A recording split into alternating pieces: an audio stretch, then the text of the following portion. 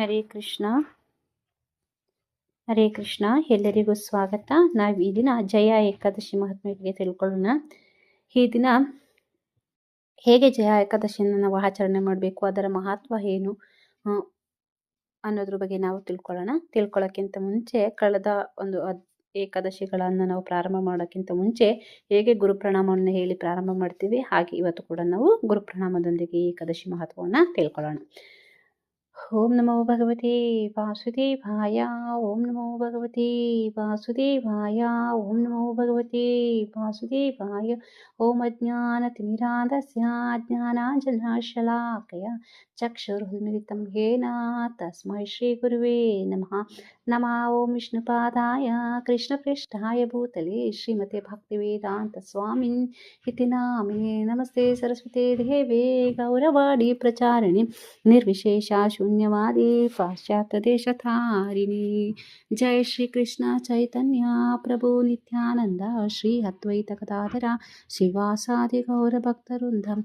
ಹರೇ ಕೃಷ್ಣ ಕೃಷ್ಣ ಕೃಷ್ಣ ಹರೇ ಹರೇ, ಹರೇ ರಾಮ ರಾಮ ರಾಮ ಹರೇ ಹರೇ. ಹರೇ ಕೃಷ್ಣ ಕೃಷ್ಣ ಕೃಷ್ಣ ಹರೇ ಹರೇ, ಹರೇ ರಾಮ ರಾಮ ರಾಮ ಹರೇ ಹರೇ. ಹರೇ ಕೃಷ್ಣ ಕೃಷ್ಣ ಕೃಷ್ಣ ಹರೇ ಹರೇ, ಹರೇ ರಾಮ ರಾಮ ರಾಮ ಹರೇ ಹರೇ. ಹರೇ ಕೃಷ್ಣ. ಮತ್ತೊಮ್ಮೆ ಎಲ್ಲರಿಗೂ ಸ್ವಾಗತ. ಮಾಘ ಶುಕ್ಲ ಪಕ್ಷ ಜಯ ಏಕಾದಶಿ. ಯುಧಿಷ್ಠಿರನು ಅನ್ನುತ್ತಾನೆ, ಹೇ ಕೃಷ್ಣ, ನೀನು ಆದಿದೇವನು ಆಗಿರುವೆ. ನಿನ್ನ ತಿಳಿದುಕೊಳ್ಳುವುದು ಬಹಳ ಕಠಿಣವಿದೆ. ಸ್ವೇದಜ ಅಖಂಡಜ ನೆಲದಿಂದ ಹುಟ್ಟುವ ವೃಕ್ಷ ವನಸ್ಪತಿಗಳು ಗರ್ಭದಿಂದ ಹುಟ್ಟುವ ಪ್ರಾಣಿಗಳಿಂದ ಈ ತುಂಬಿರುವ ಈ ಚರಾಚರ ವಿಶ್ವವು ನಿನ್ನಿಂದ ಉತ್ಪನ್ನವಾಗಿರುವುದು. ಈ ವಿಶ್ವದ ಪಾಲನಕರ್ತು ಮತ್ತು ಕ್ಷಯ ಮಾಡುವವನು ನೀನೇ ಆಗಿರುವೆ.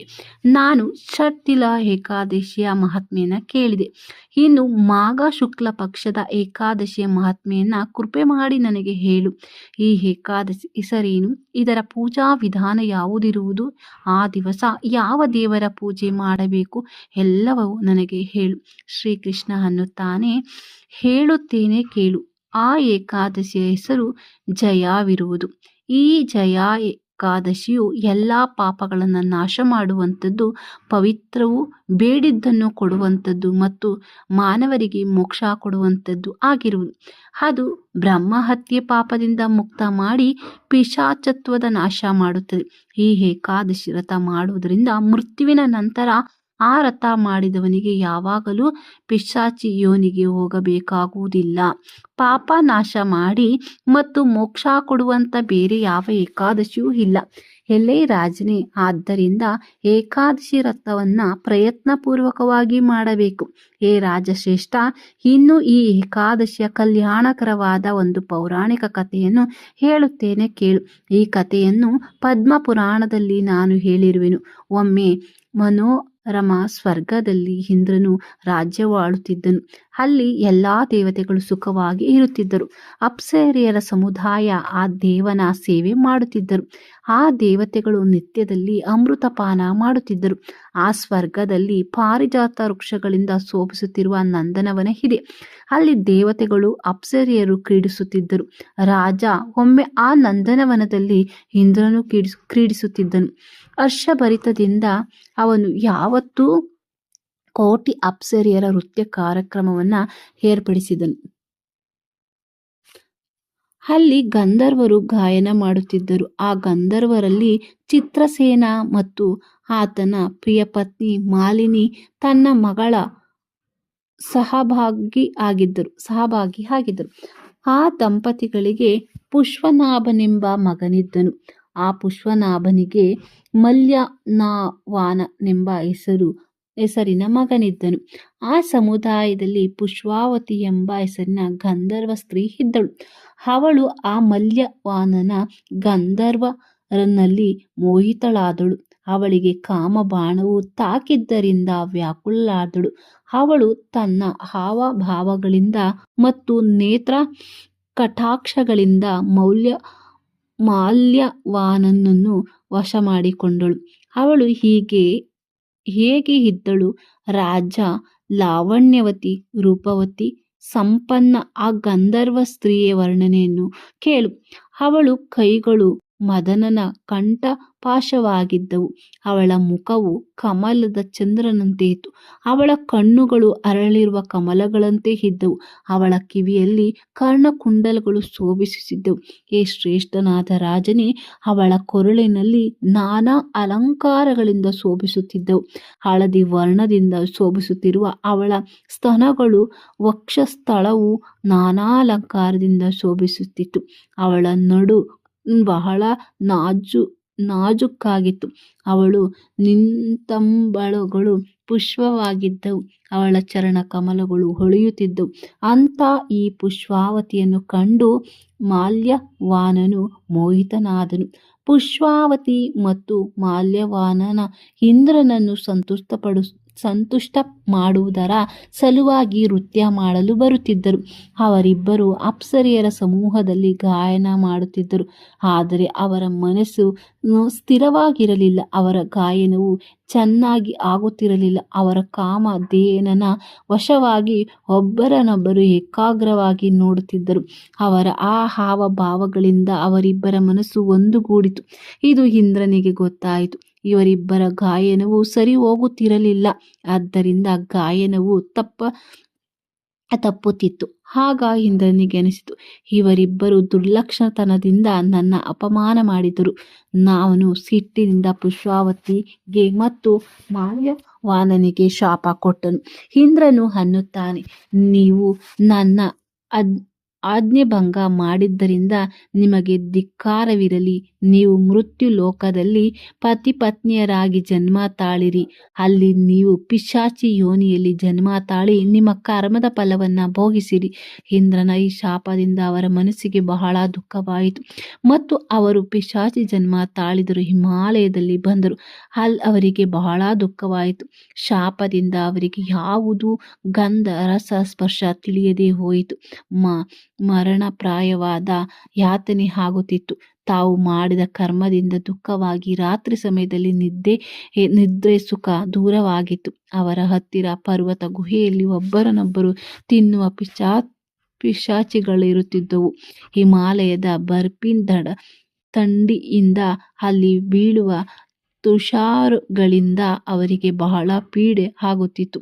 ಹುಲ್ಲುಗಳು ಕಟಕರಿಸುತ್ತಿದ್ದವು ಮತ್ತು ಮೈ ಥಂಡಿಯಿಂದ ಗದಗದನೆ ನಡುಗುತ್ತಿತ್ತು. ಪಿಶಾಚಿಯಾಗಿ ಥಂಡಿಯಿಂದ ಒದ್ದಾಡುತ್ತಿರುವ ಮಾಲ್ಯವಾನನು ತನ್ನ ಪತ್ನಿಗೆ ಅನ್ನುತ್ತಾನೆ, ಯಾವ ಪಾಪದಿಂದ ನಮಗೆ ಈ ಪಿಶಾಚಿ ಜನ್ಮ ಪ್ರಾಪ್ತವಾಯಿತೋ, ಇಂಥ ದುಃಖವನ್ನು ಕೊಡುವಂಥ ಪಾಪವು ನಾವು ಏನು ಮಾಡಿರುವೆವು? ಈ ನಿಂದಾಸ್ಪದವಾದ ಪಾಪವೆಂದರೆ ದುರಾಣವಾದ ನರಕವೇ ಇರುವುದು ಎಂದು ನನಗೆ ಅನಿಸುತ್ತಿದೆ. ಆದ್ದರಿಂದ ಯಾವುದಾದರೂ ಪ್ರಯತ್ನ ಮಾಡಿ ಪಾಪದಿಂದ ಮುಕ್ತಿ ಹೊಂದಬೇಕು. ಈ ರೀತಿ ವಿಚಾರ ಮಾಡುತ್ತಾ ಅವರಿಬ್ಬರು ದುಃಖದಿಂದ ಕಾಲ ಕಳೆಯತೊಡಗಿದರು. ಅಷ್ಟರಲ್ಲಿ ಅವರ ದೈವಯೋಗದಿಂದ ಮಾಘ ಶುಕ್ಲ ಪಕ್ಷದಲ್ಲಿಯ ಜಯ ಈ ಹೆಸರಿನಿಂದ ಪ್ರಸಿದ್ಧವಾದ ಏಕಾದಶಿ ಬಂದಿತು. ಎಲ್ಲ ತಿಥಿಗಳಲ್ಲಿ ಇದು ಉತ್ತಮವಾದ ತಿಥಿಯೂ ಆಗಿತ್ತು. ಆ ಏಕಾದಶಿಯ ದಿನ ಅವರಿಬ್ಬರು ಯಾವ ಆಹಾರವನ್ನು ತೆಗೆದುಕೊಳ್ಳಲಿಲ್ಲ. ಹೇ ರಾಜ, ಅವರು ಜಲಪಾನವನ್ನೂ ಸಹ ಮಾಡಿರಲಿಲ್ಲ. ಅವತ್ತು ಅವರು ಯಾವ ಹಿಂಸೆಯನ್ನೂ ಮಾಡಲಿಲ್ಲ ಮತ್ತು ಹಣ್ಣುಗಳು ವನ ಎಲೆಗಳನ್ನು ಸಹ ಮುಟ್ಟಲಿಲ್ಲ. ದುಃಖದಿಂದ ವ್ಯಾಕುಲರಾಗಿ ಒಂದು ಅಶ್ವತ್ಥ ಗಿಡದ ಕೆಳಗೆ ಮಲಗಿಕೊಂಡರು. ಅವರು ಈ ಸ್ಥಿತಿಯಲ್ಲಿರುವಾಗ ಹಸ್ತಗತನಾದನು. ರಾತ್ರಿ ಬಹಳವಾಯಿತು. ಥಂಡಿ ಜೋರಾಗಿತ್ತು. ಆ ರಾತ್ರಿಯು ಘೋರ ದಾರುಣವೆನಿಸುತ್ತಿತ್ತು. ಥಂಡಿಯಿಂದ ಅವರು ಗದಗದ ನಡುಗುತ್ತಿದ್ದರು. ಆದ್ದರಿಂದ ಅವರ ಶರೀರವು ಅಕುಂಚನ ಆಗುತ್ತಿತ್ತು. ಮೈ ಬಿಸಿಯಾಗಬೇಕೆಂದು ಅವರಿಬ್ಬರು ಒಬ್ಬರನ್ನೊಬ್ಬರು ಗಟ್ಟಿಯಾಗಿ ಹಿಡಿದುಕೊಂಡರು. ಅವರ ಶರೀರವು ಏಕತ್ರವಾಯಿತು. ಆದರೆ ಅವರಿಬ್ಬರಿಗೆ ಆ ರಾತ್ರಿ ನಿದ್ದೆಯೇ ಬರಲಿಲ್ಲ ಮತ್ತು ಯಾವ ಸುಖ ಸಮಾಧಾನವೂ ಸಿಗಲಿಲ್ಲ. ಹೇ ರಾಜ, ಶಾರ್ದೂಲ, ಇಂದ್ರನ ಶಾಪದಿಂದ ಅವರು ಆ ರಾತ್ರಿ ದುಃಖದಲ್ಲೇ ಕಳೆದರು. ಆದರೆ ಅವರಿಗೆ ಜಯ ಏಕಾದಶಿ ಉಪವಾಸವೂ ದೊರೆಯಿತು. ಆ ರಾತ್ರಿ ಜಾಗರಣೆಯೂ ಆಯಿತು. ಅವರು ಏನು ತಿಳಿಯದೆ ರಥ ಮಾಡಿದರು. ಆ ರಥದ ಪ್ರಭಾವದಿಂದ ಏನು ಘಟಿಸಿತು ಅದನ್ನು ಕೇಳು. ದ್ವಾದಶಿ ದಿವಸ ಬೆಳಗಾಯಿತು. ಅವರು ಜಯ ಏಕಾದಶಿ ವ್ರತ ಪೂರ್ಣವಾಯಿತು. ರಾಜ ವಿಷ್ಣು ಪ್ರಸಾದದಿಂದ ಅವರ ಪಿಶಾಚಿ ಜನ್ಮದಿಂದ ಮುಕ್ತರಾದರು. ಪುಷ್ಪಾವತಿ ಮತ್ತು ಮೌಲ್ಯವಾನ ಇವರಿಬ್ಬರಿಗೂ ಮೊದಲಿನಂತೆ ಸುಂದರ ರೂಪ ಪ್ರಾಪ್ತವಾಯಿತು ಮತ್ತು ಅವರ ಪ್ರೇಮವು ಬೆಳೆಯಿತು. ಅವರು ಮೊದಲಿನಂತೆ ಸರ್ವಾಲಂಕಾರ ಶೋಭಿತರಾದರು. ಅಪ್ಸರೆಯರು ಸೇವೆ ಮಾಡುತ್ತಿರುವಾಗ ಅವರಿಬ್ಬರು ವಿಮಾನಾರೂಢರಾದರು. ತುಂಬರು ಪ್ರಮುಖ ಗಂಧರ್ವರು ಮತ್ತು ಸ್ತುತಿ ಮಾಡುತ್ತಿದ್ದರು. ಕೂಡಲೇ ಅವರೆಲ್ಲರೂ ಮನೋಹರವಾದ ಸ್ವರ್ಗವನ್ನು ಸೇರಿದರು. ಈ ರೀತಿ ಶಾಪಮುಕ್ತರಾಗಿ ಬಂದುದನ್ನು ಕಂಡು ಇಂದ್ರನಿಗೆ ಬಹಳ ಆಶ್ಚರ್ಯವಾಯಿತು. ಅವನು ಕೇಳಿದನು, ನೀವು ಅಂಥ ಯಾವ ಪುಣ್ಯವನ್ನು ಮಾಡಿದಿರಿ, ಅದರಿಂದ ಅಂಥ ಪಿಶಾಚಿ ಜನ್ಮ ಹೋಯಿತು? ನನ್ನ ಶಾಪವಿರುವಾಗ ನಿಮ್ಮನ್ನು ಯಾವ ದೇವರು ಶಾಪದಿಂದ ಮುಕ್ತ ಮಾಡಿದರು? ವಾಲ್ಯವಾನನು ಅನ್ನುತ್ತಾನೆ, ಸ್ವಾಮಿ, ಉತ್ತಮವಾದ ಜಯ ಏಕಾದಶಿ ವ್ರತದಿಂದ ಮತ್ತು ವಾಸುದೇವನ ಪ್ರಸಾದದಿಂದ ಅವನ ಭಕ್ತಿ ಪ್ರಭಾವದಿಂದ ನಮ್ಮ ಪಿಶಾಚಿ ಜನ್ಮ ಹೋಯಿತು. ಅವರು ಈ ಮಾತು ಕೇಳಿ ದೇವೇಂದ್ರನು ಅನ್ನುತ್ತಾನೆ, ನೀವಿಬ್ಬರು ಪತಿತ ಪಾವನರಾಗಿದ್ದೀರಿ ಮತ್ತು ನಾನು ನಮಸ್ಕಾರ ಮಾಡಲು ಯೋಗ್ಯನಾದೆ. ಆದ ಕಾರಣ ನೀವು ವಿಷ್ಣು ಭಕ್ತಿಯಲ್ಲಿ ತತ್ಪರರಾಗಿರುವಿರಿ ಮತ್ತು ಏಕಾದಶಿ ವ್ರತ ಮಾಡುವಂತಹವರಾಗಿರುವಿರಿ. ಯಾವ ಮನುಷ್ಯನು ವಿಷ್ಣುವಿನ ಅಥವಾ ಶಂಕರನ ಭಕ್ತರಾಗಿರುವನೋ ಅವರ ಮನೆಗೆ ವಂದನೀಯರು ಮತ್ತು ಪೂಜ್ಯರು ಇರುತ್ತಾರೆ. ಇದರಲ್ಲೇನೂ ಸಂಶಯವಿಲ್ಲ. ಎಲೆ ಮಾಲ್ಯವಾನ, ನೀನು ಪುಷ್ಪಾವತಿ ಸಹ ಈ ಸ್ವರ್ಗದಲ್ಲಿ ಆನಂದವಾಗಿರು ಮತ್ತು ಎಲ್ಲ ಸುಖೋಪಭೋಗಗಳನ್ನು ಅನುಭವಿಸು. ಏ ರಾಜನೇ, ಆದ ಕಾರಣ ಅತ್ಯದಿಂದ ಪಾತಕಗಳು ನಾಶವಾಗುತ್ತವೆ. ಅಂತಹ ಈ ಏಕಾದಶಿ ವ್ರತ ಯಾರು ಮಾಡುತ್ತಾರೋ ಅವರು ಎಲ್ಲ ದಾನ ಯಜ್ಞಗಳು ಮತ್ತು ಎಲ್ಲ ತೀರ್ಥಸ್ನಾನಗಳನ್ನು ಮಾಡಿರುವನೆಂದು ತಿಳಿದುಕೊಳ್ಳಬಹುದು ಮತ್ತು ಆ ಎಲ್ಲ ಫಲಗಳು ಅವನಿಗೆ ಸಿಗುವವು. ಜಯ ಏಕಾದಶಿ ವ್ರತವನ್ನು ಯಾವ ಮನುಷ್ಯನು ಶ್ರದ್ಧೆಯಿಂದ ಮಾಡುತ್ತಾನೋ ಅವನು ವೈಕುಂಠದಲ್ಲಿ 100 ಕೋಟಿ ಕಲ್ಪವರ್ಷ ಆನಂದವಾಗಿ ಇರುತ್ತಾನೆ. ಜಯ ಏಕಾದಶಿ ಮಹಾತ್ಮೆಯನ್ನು ಯಾರು ಕೇಳುತ್ತಾರೋ ಮತ್ತು ಅಥವಾ ಶ್ರವಣ ಮಾಡುತ್ತಾರೋ ಅವರಿಗೆ ಅಗ್ನಿಹೋಮ ಯಜ್ಞದ ಫಲ ಸಿಗುತ್ತದೆ. ಜಯ ಏಕಾದಶಿ ಮಹಾತ್ಮೆ ಸಂಪೂರ್ಣ. ಶ್ರೀಕೃಷ್ಣ ಅರ್ಪಣಮಸ್ತು. ವಾಂಛಾ ಕಲ್ಪತರುಭ್ಯಶ್ಚ ಕೃಪಾ ಸಿಂಧುಭ್ಯ ಏವ ಚ ಪತಿತಾನಾಂ ಪಾವನೇಭ್ಯೋ ವೈಷ್ಣವೇಭ್ಯೋ ನಮೋ ನಮಃ. ಹರೇ ಕೃಷ್ಣ ಕೃಷ್ಣ ಕೃಷ್ಣ ಹರೇ ಹರೇ, ಹರೇ ರಾಮ ರಾಮ ರಾಮ ಹರೇ ಹರೇ, ಹರೇ ಕೃಷ್ಣ ಕೃಷ್ಣ ಕೃಷ್ಣ ಹರೇ ಹರೇ, ಹರೇ ರಾಮ ರಾಮ ರಾಮ ಹರೇ ಹರೇ, ಹರೇ ಕೃಷ್ಣ ಕೃಷ್ಣ ಕೃಷ್ಣ ಹರೇ ಹರೇ, ಹರೇ ರಾಮ ರಾಮ ರಾಮ ಹರೇ ಹರೇ. ಎಲ್ಲರಿಗೂ ಮತ್ತೊಮ್ಮೆ ಧನ್ಯವಾದಗಳು. ಹರೇ ಕೃಷ್ಣ. ಪ್ರಣಾಮಗಳು.